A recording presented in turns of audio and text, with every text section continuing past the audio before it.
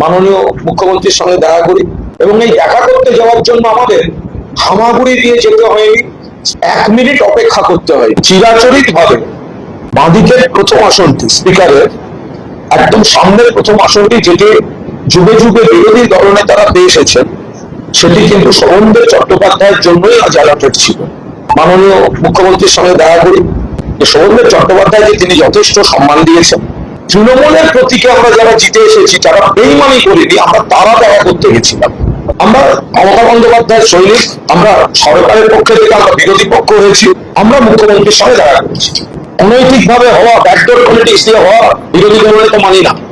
এদিন রাজ্য রাজনীতিতে অত্যন্ত গুরুত্বপূর্ণ ও তাৎপর্যপূর্ণ দুটি ঘটনা ঘটে গেছে এবং তারপরেই কুণাল ঘোষ, শোভনদেব চট্টোপাধ্যায়, মদন মিত্রদের বিধানসভায় বসে এই প্রেস কনফারেন্স, অনেকটা বড় প্রেস কনফারেন্স। আমি এই প্রতিবেদনের স্বার্থে যতটুকু দেখানোর দরকার ততটুকুই দেখাবো। প্রথম ঘটনাটা কি আপনারা জানেন, বিধানসভা নির্বাচনের পর রাজ্যে রাজনৈতিক পালাবদল ঘটল।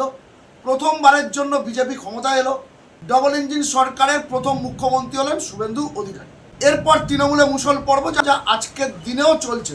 আপনারা জানেন 20 জনের বেশি সাংসদ এনসিপিআই বলে একটি অনামী দলে যোগ দিয়েছে। অন্যদিকে রাজ্যের বুকে প্রায় 60 জন বিধায়ক ঋতব্রত বন্দ্যোপাধ্যায়ের নেতৃত্বে আলাদা ব্লক করেছে এবং তারা শুরু থেকেই দাবি করে আসছে তারাই প্রকৃত ও আসল তৃণমূল কংগ্রেস। তাদের কাছে নাম্বার বা সংখ্যা বেশি, আর মমতা বন্দ্যোপাধ্যায় হলো নকল তৃণমূল কংগ্রেস, কারণ মমতা বন্দ্যোপাধ্যায়ের হাতে বিধায়ক সংখ্যা কম।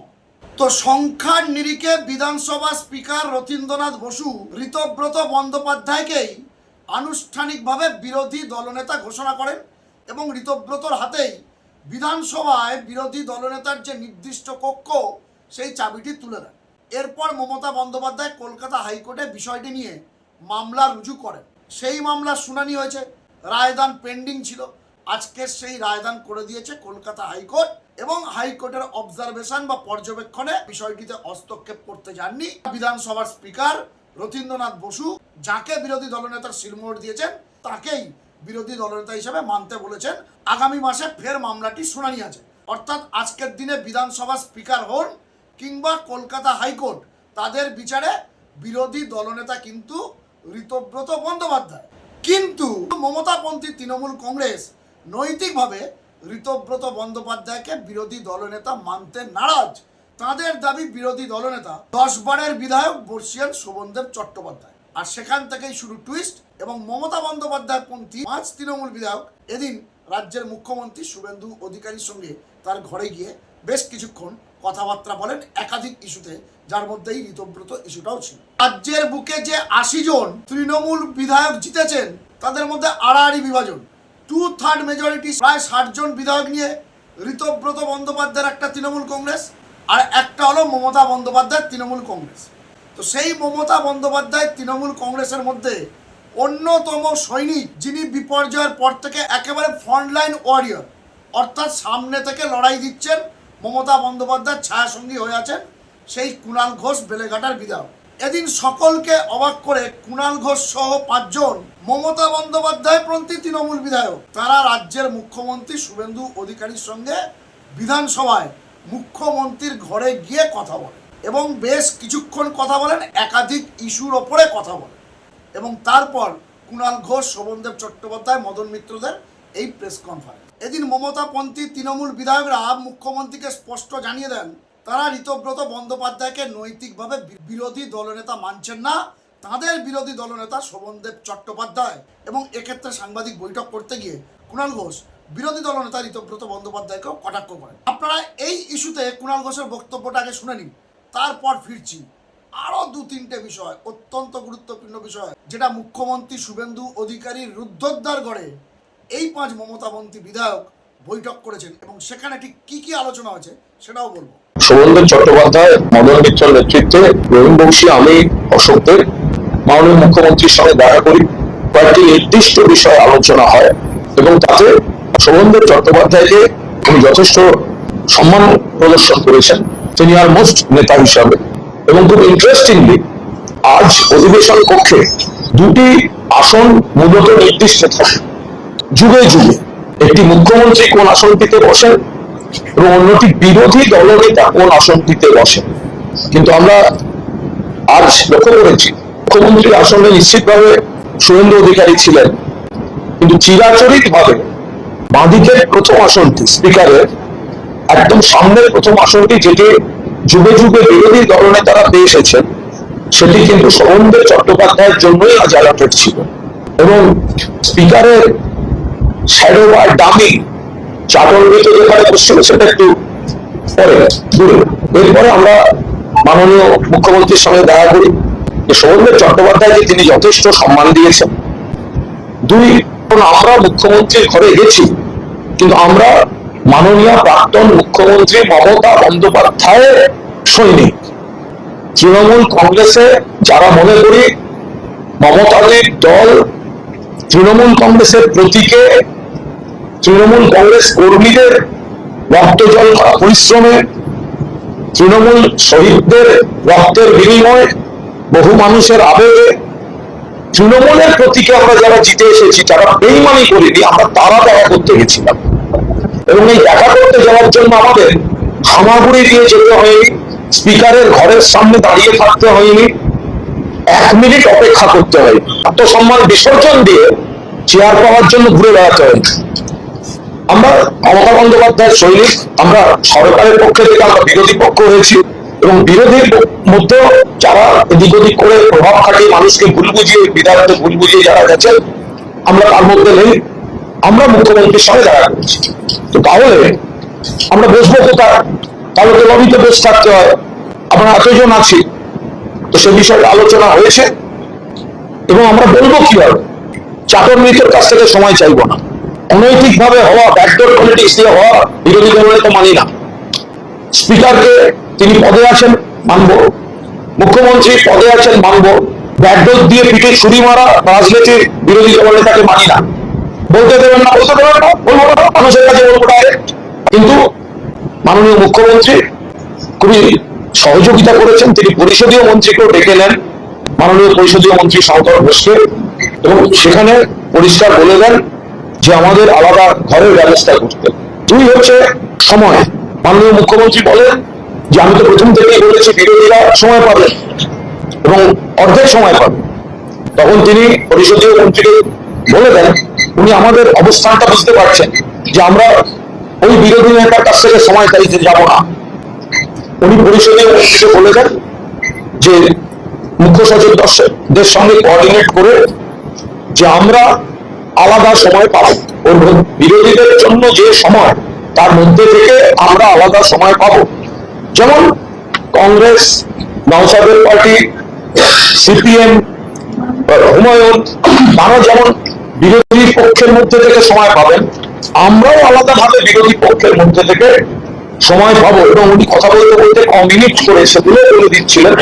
তাহলে এই দিক থেকে আলোচনাটা সদর্থক আলোচনা হয়েছে। আমরা তৃণমূল কংগ্রেস, আমরা বিরোধী দল, আমরা গঠনমূলক বিরোধিতা করব। আমরা প্রথমেই বলেছি একটা সরকার এসছে অনেকদিন পরে, এই সরকারকেও একটু সময় দেওয়া উচিত, এই সরকারকেও একটু সময় দেওয়া উচিত, যে তারা সবে এসছেন, প্রথম দিন থেকেই তো বলো। বেলেঘাটার মমতাপন্থী তৃণমূল বিধায়ক কুণাল ঘোষ স্পষ্টতই সাংবাদিক বৈঠক করে জানালেন, আদালতের রায়কে তো তারা অসম্মান করতে পারবেন না। স্পিকার ঋতব্রত বন্দ্যোপাধ্যায়কে সংখ্যার নিরিখে বিরোধী দলতা করেছে। আদালতও সেই সিদ্ধান্তকে সায় দিয়েছে আপাতত, পরবর্তী শুনানি আগামী মাসে। কিন্তু ততদিন পর্যন্ত, বিশেষ করে যে সামনে বাজেট অধিবেশন আসছে, সেখানে ঋতব্রত বন্দ্যোপাধ্যায় কিন্তু অফিসিয়ালি বিরোধী দলনেতা। কিন্তু কুণাল ঘোষরা নৈতিকভাবে ঋতব্রতকে মানতে রাজি না, সেটা তারা স্পষ্ট করে দিলেন, এবং আদালতে সেই লড়াই তারা চালিয়ে যাবে। এবারে আসি আরও গুরুত্বপূর্ণ বেশ কয়েকটি বিষয়। এদিন বিধানসভায় মুখ্যমন্ত্রীর রুদ্ধদ্বার ঘরে এই 5 মমতাপন্থী তৃণমূল বিধায়কের সঙ্গে শুভেন্দু অধিকারীর কথা হয়। সেই বিষয়টিও কিন্তু কুণাল ঘোষ সাংবাদিক বৈঠকে কিছুটা তুলে ধরে, যার মধ্যে দেখবেন গতকাল রাত থেকে একটি ইস্যু নিয়ে অত্যন্ত বিতর্ক তৈরি হয়েছে। সেটা হলো রাজ্যের প্রাক্তন মুখ্যমন্ত্রী তৃণমূল নেত্রী মমতা বন্দ্যোপাধ্যায়ের যারা পিএসও ছিলেন, অর্থাৎ যারা সিকিউরিটি অফিসার ছিলেন, মমতা বন্দ্যোপাধ্যায়ের নিরাপত্তার দায়িত্বে যে 2 জন ছিলেন, এবং দীর্ঘ 20 বছর ধরে তারা কিন্তু মমতা বন্দ্যোপাধ্যায়ের ছায়াসঙ্গী হয়ে তার নিরাপত্তা রক্ষা করছেন। গতকাল আচমকাই তাদের 2 জনকে সরিয়ে দেওয়া হয় এবং সেই জায়গায় নতুন অফিসার নিয়োগ করা হয়। মুখ্যমন্ত্রী শুভেন্দু অধিকারী আগেই জানিয়েছিলেন মমতা বন্দ্যোপাধ্যায়ের জেড প্লাস ক্যাটাগরি কিন্তু থাকবেই। প্রাক্তন মুখ্যমন্ত্রী হিসাবে এটা তার অধিকার এবং সরকারি প্রোটোকল অনুসারে তিনি এখন সেটা পাবেন। সেই জায়গা থেকে কিন্তু নবান্ন মমতা বন্দ্যোপাধ্যায়কে জেড ক্যাটাগরির নিরাপত্তাই দিচ্ছেন, কিন্তু তার সঙ্গে 20 বছর ধরে থাকা পিএসওদের সরিয়ে নতুন পিএসও দিয়েছেন। সেটা নাকি মমতা বন্দ্যোপাধ্যায়ের পছন্দ নয়। দেখুন, এই জায়গায় দুটি বিষয় আছে। এমন ঘটনা কিন্তু নতুন নয়, আমাদের রাজ্যে ঘটেনি, কিন্তু কেন্দ্রে বা অন্যান্য রাজ্যে এই ঘটনাগুলো ঘটেছে। তাছাড়া রাজ্য প্রশাসনই ঠিক করবে কারা পিএসও থাকবে, মানে টেকনিক্যালি আপনার পছন্দ অপছন্দ ইত্যাদি নিয়ে বিতর্ক তৈরি হতে পারে, কিন্তু আইনগতভাবে আপনি রাজ্য সরকারকে কিছু বলতে পারবেন না। কারণ কোন অফিসার ডিপ্লয় করা হবে পিএসও হিসাবে সেটা একমাত্র রাজ্য সরকারেরই এখতিয়ারভুক্ত। এই বিষয়টি নিয়েও নাকি শুভেন্দু অধিকারীর সঙ্গে কথা হয়েছে। শুভেন্দু অধিকারীকে কুণাল ঘোষরা রিকোয়েস্ট করেছিলেন। বিষয়টি নিয়ে কুণাল ঘোষ বিস্তারিত কিছু বলেননি, কিন্তু ভিতরের খবর মুখ্যমন্ত্রী কুণাল ঘোষদের স্পষ্ট জানিয়ে দিয়েছেন মমতা বন্দ্যোপাধ্যায় জেড প্লাস ক্যাটাগরির সিকিউরিটি থাকবে, কিন্তু যারা নিরাপত্তার দায়িত্বে থাকবেন তারা মমতা বন্দ্যোপাধ্যায়ের পছন্দ অপছন্দের উপর নির্ভর করবে না। রাজ্য সরকার যে পার্সোনালদের পাঠাবে তাদেরকেই মেনে নিতে হবে। এটা গেল একটা পার্ট। এর বাইরে আরও একটা গুরুত্বপূর্ণ বিষয় নিয়ে মুখ্যমন্ত্রীর সঙ্গে এদিন আলোচনা করেছেন মমতাপন্থী তৃণমূল বিধায়করা। সেটা হলো এই যে বুলডোজার চলছে, এই যে হকার উচ্ছেদ হচ্ছে, সেটা ফুটপাতে হোক বা রেলওয়ে স্টেশনে, সেই বিষয়ে মুখ্যমন্ত্রী শুভেন্দু অধিকারী নাকি কুণাল ঘোষদের আশ্বস্ত করেছেন রাজ্য সরকারের তরফে আর কোনো বুলডোজার চলবে না। কিন্তু রেল যেটা করছে সেটা তো রাজ্য সরকারের এখতিয়ারভুক্ত না, রেল কেন্দ্রের এখতিয়ারভুক্ত।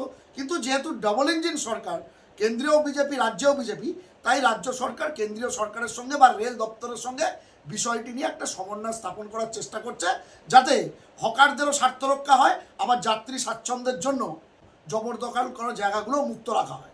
এরকম একটা নেগোসিয়েশন চলছে বলে কুণাল ঘোষ জানিয়েছেন। এর বাইরে আরও একটি গুরুত্বপূর্ণ বিষয়, আপনারা দেখবেন রাজ্যে রাজনৈতিক পালাবদলের পর তৃণমূলের টপ টু বটম, অর্থাৎ বড় নেতা, প্রাক্তন মন্ত্রী, প্রাক্তন বিধায়ক থেকে শুরু করে সাংগঠনিক পদাধিকারী কিংবা পুরসভার কাউন্সিলর, চেয়ারম্যান, ভাইস চেয়ারম্যান অথবা পঞ্চায়েতের দুর্নীতিগ্রস্ত সদস্যদের গ্রেপ্তার করা হচ্ছে। কিন্তু এর মাঝে নাকি এমন অনেককে গ্রেপ্তার করা হচ্ছে যাদের প্রতি নাকি শুধুমাত্র রাজনৈতিক প্রতিহিংসা থেকে এমন পুলিশি নির্যাতন করা হচ্ছে। এই বিষয়টিও কিন্তু এদিন কুণাল ঘোষরা মুখ্যমন্ত্রী শুভেন্দু অধিকারীর সামনে তুলে ধরেন। কুণাল ঘোষদের স্পষ্ট বক্তব্য, যদি কেউ অন্যায় করে থাকে, দুর্নীতি করে থাকে, যদি কেউ পোস্টপোল ভায়োলেন্সের সঙ্গে যুক্ত থাকে, যদি কেউ হুমকি দিয়ে থাকে, নিশ্চয়ই সে ব্যাপারে তারা কিছু বলবেন না। কিন্তু এমন কিছু উদাহরণ কুণাল ঘোষরা রেখেছেন যেখানে হয়তো সেই অর্থে দোষী নয়, কিন্তু তাদেরও পুলিশি হেনস্থার মুখে পড়তে হচ্ছে। এই বিষয়টি যেন মুখ্যমন্ত্রী তথা পুলিশ মন্ত্রী শুভেন্দু অধিকারী একটু ভেবে দেখেন। শুভেন্দু অধিকারীর সঙ্গে এই বিষয়টি নিয়েও তাদের বিস্তারিত কথা হয়েছে, কিন্তু এই বিষয়গুলো নিয়ে ঠিক কি কথা হয়েছে সেটা কুণাল ঘোষের মুখ থেকেই আপনারা শুনুন। মানুষের স্বার্থে, যেমন আমরা হকার ইস্যুতে আমরা আলোচনা করলাম, আমরা বললাম মাননীয় মুখ্যমন্ত্রী এই যে আচমকা বুলডোজার চলছে, একদিকে এদিকে চলছে, একদিকে রেলের চলছে, তাহলে এটা তো গরিব মানুষের খুব অসুবিধা হচ্ছে। তো আমরা বললাম যে হকার ইস্যুটা, তো উনি সেখানে বললেন যে রেলের সঙ্গে রাজ্য সরকার কোঅর্ডিনেশন বাড়াচ্ছে, আচমকা যেন এই ধরনের জিনিসগুলো না হয়, তাই তো, এবং রাজ্য সরকার আর বুলডোজার চালাবে না, এটা কিন্তু উনি বলেছেন। এবার ওনার সরকার কি করবে সেটা তাদের ব্যাপার। ফলে মুখ্যমন্ত্রী জানিয়েছেন যে রেলের সঙ্গে রাজ্য সরকার কমিউনিকেট করছে যাতে আচমকা এই ধরনের কোনো না হয়। পরের অংশটা হচ্ছে বহু নেতা মন্ত্রীর বিরুদ্ধে এবং কর্মীদের উপর হামলা হচ্ছে, তাদের সব কেস দিয়ে দেওয়া হচ্ছে। এবার যেগুলো হয়তো এমন কিছু ঘটনা আমরা সেগুলো ডিফেন্ড করতে যাব না, কিন্তু যেগুলি রাজনৈতিক ভাবে একেবারে হয়রানি করার জন্য করা হচ্ছে, ক্ষেত্রে আমরা কিভাবে সরকারের শীর্ষ মহলের দৃষ্টি আকর্ষণ করব, সেই মেকানিজমটা নিয়ে কথা হয়েছে। প্রাক্তন মুখ্যমন্ত্রী নিরাপত্তা নিয়ে কোনো কথা, আমি হ্যাঁও বলছি না, নাও বলছি না, এই বিষয়ে কোনো মন্তব্য করব না। দর্শক বন্ধুরা, আপনারা স্পষ্টতই শুনলেন কুণাল ঘোষ, মমতা বন্দ্যোপাধ্যায় পন্থী তৃণমূল বিধায়ক, তারা এদিন মুখ্যমন্ত্রী শুভেন্দু অধিকারীর সঙ্গে বিধানসভায় বেশ কিছুক্ষণ একান্তে কথাবার্তা বলে একাধিক ইস্যু তুলে ধরেন। তাদের বক্তব্য হলো সবে মাত্র একটি সরকার এসছে, প্রথমবারের জন্য বিজেপি ক্ষমতায় এসছে, ডবল ইঞ্জিন সরকার, তাদেরকে একটু সময় দেওয়া দরকার। যেটা আমি কিন্তু প্রথম দিন থেকে বলে আসছি যে একটি সরকারকে ন্যূনতম কাজ বুঝে ওঠার জন্য একটা সময় দেওয়া দরকার।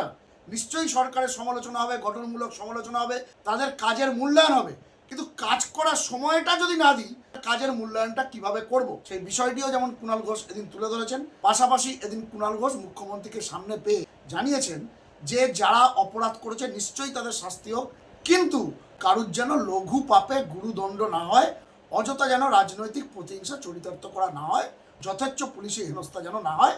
তবে নিশ্চয়ই যারা দোষ করেছেন সেখানে আইনের পথে চলবে। এর বাইরেও বুলডোজার বা হকার উচ্ছেদ নিয়ে কি আলোচনা হয়েছে সেটাও কুণাল ঘোষ আপনাদের বিস্তারিত জানালেন। দর্শক বন্ধুরা, এক্ষেত্রে আপনারা কি ভাবছেন কমেন্ট বক্সে লিখে জানান।